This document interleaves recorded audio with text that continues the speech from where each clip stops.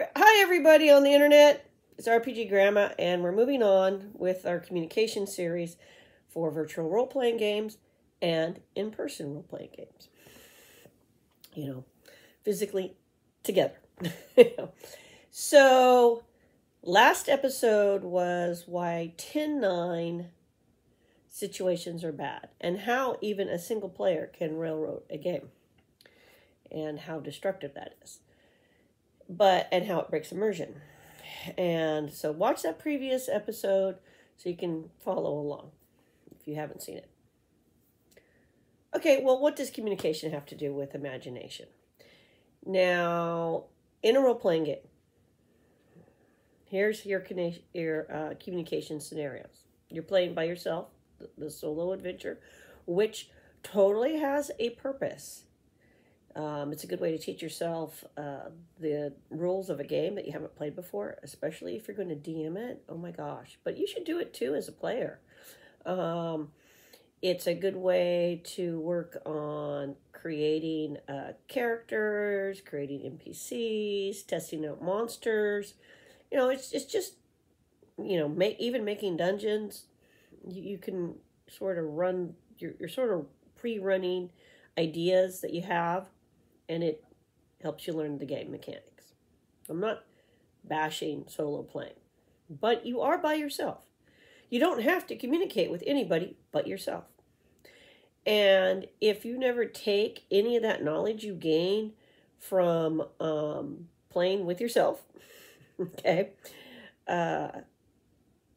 all you've done is practice, but you've never actually tested your abilities whatsoever. Now when DMs make things, whether they're using a pre-made module, because somebody had to make that, or whether they are creating the scenario from scratch, that's their imagination, and they're taking it out now to play with other people's imagination. So, in a virtual game, or in real life, in person, you have one more player. Now you have a very organic back and forth thing happening. There's only two minds involved in this imagination process. It's much easier to do, just two minds. Okay? And I'm not even going to worry about right now how you're communicating to each other in that two-mind situation.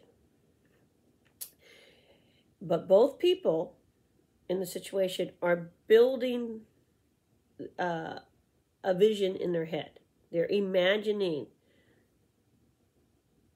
the character doing something, the NPCs doing something, the monsters doing something, the weather, the environment, what the buildings look like, what everybody's wearing, etc. That's all being imagined in the head. Naturally, two people are probably going to imagine things slightly different, but it's probably easier for those two people to have clear communication. Makes sense so far? Now you add more people. What you're doing is you're doing a form of group collective imagination. A group mind, if you will. A group mapping of symbolism, imagery, and each person who comes into that is going to bring something that's going to change the group imagination. So it becomes very important that everybody listens to each other so they're all mentally on the same page. They're all mentally building in their minds a dream that is in the moment, that is close enough to each other's dreams in the moment, okay, to be able to do something constructive and not be confused. This is why clear communication is important. This is why listening is important, because you can't have that otherwise. When you have the person who talks over everybody else, when you have the person who bosses everybody around, when you have the person who does all the talking all the time. What you really have going on is one mind, one imagination, imposing itself on all the other imaginations. And you cease to have a group experience. All right? That breaks immersion, as I pointed out before, also pisses people off.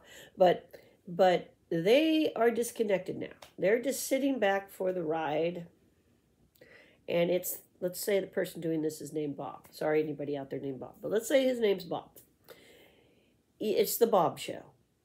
And the Bob Show gets boring really quick. This is why also there's certain things that any experienced DM will usually tell you it's a bad idea to do at the game thing, the gaming table.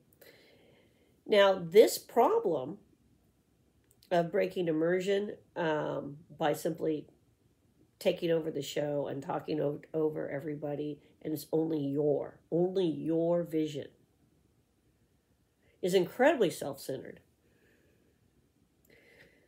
incredibly immature, and shows a lack of sympathy, empathy towards other people. In other words, you're only concerned about you. The rest of the people don't matter. Their experience doesn't matter. So if you just want to have an experience for yourself, you, and it's all you, what are you engaged in at that moment in time? Well, you're engaged in a form of mental masturbation. I'm sorry, that's what you're doing. You're not doing something that's co-creative with everybody. You're not. You're riding roughshod over all the other players, and they are not having fun. It doesn't really matter if a DM does it or a player does it at the table. And this is one of the reasons we take turns. Because we're trying to build, not only keep the game going by the table not imploding because everyone's ticked off, but we are trying to build group imagery. And that's why we have to listen to each other. And that's why you have to have clear communication. Because we are all individuals and we all have our own way of thinking about things, but we're sharing that thinking so that we can have a co-creative situation. Now, if you just want to create by yourself, and I'm not saying there's something wrong with that, but that's a different game. That's a different thing than what you do at the role-playing table. This is why as a DM, I giggle and say all the time, players are agents of chaos. Because the DM brings in their thoughts. I'm setting, or this will be so cool. The players will think this is so neat or scary or whatever, right? And then the players do something totally different. And you're like, oh. Players always surprise you. But the can be so cool. Sometimes it's like, oh, I'm not going to get to use that cool thing. I'll have to recycle it in something later. Once you learn to do that, you're cool. But sometimes they do stuff that's so cool. You're like, I'm so glad they did this other thing other than what I had originally imagined they might do. All right? Because that's what we're doing. We're trying to anticipate.